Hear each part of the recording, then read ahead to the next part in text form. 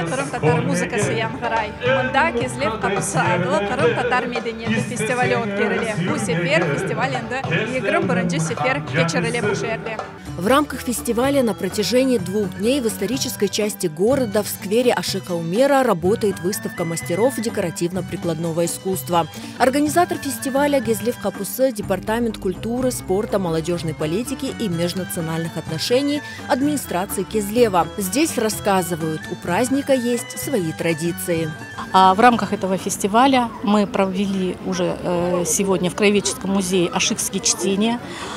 Сейчас у нас будет мероприятие, это ашикские поединки, музыкальный ринг. Исполнители старинных песен, и они будут состязаться в своем искусстве. Этот фестиваль республиканский, поэтому в нем принимают участие не только жители Евпатории, но и приезжают у нас со всего Крыма. На сцене фестиваля выступают лучшие крымско-татарские коллективы. Фольклорный ансамбль «Крым» представил тематическую концертную программу. Здесь звучали песни на слова средневекового поэта Ашика Умера.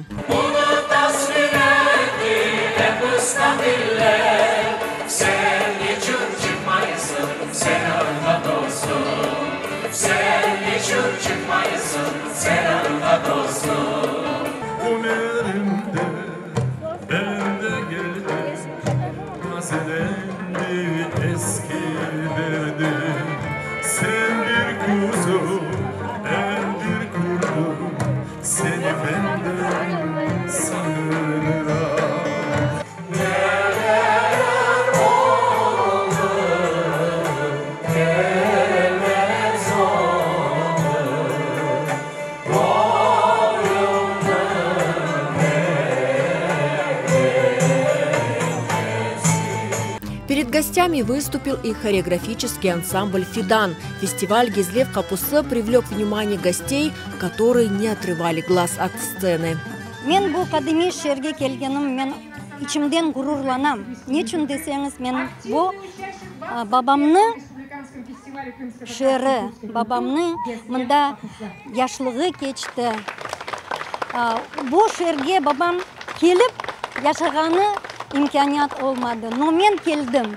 Bunday мерасимлерде мен штраф еткениме мен гурурланам.